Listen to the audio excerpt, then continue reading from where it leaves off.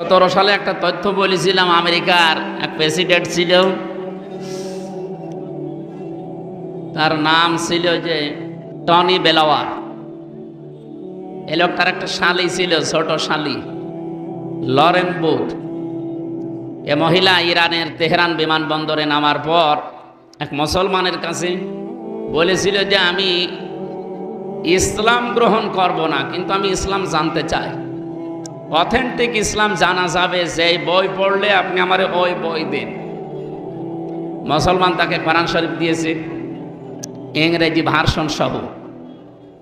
সে খ্রিস্টান মহিলা, শিক্ষিতা, 3 বছর একাধারে কোরআনে কারিম পড়েছে, তাও বুঝে বুঝে। ঘোষণা দিয়েছিল যে মুসলমানেরা তামাম দুনিয়ায় প্রচার করা আছে যে কোরআনে নাকি কোনো ভুল নেই। আমি কোরআনে 53 জায়গায় ভুল পেয়েছি। এতে যখন তিনি মুসলমান হলেন, সাংবাদিকরা জিজ্ঞাসা করেছিলেন যে আপনি একজন খ্রিস্টান, মুসলমান হচ্ছেন?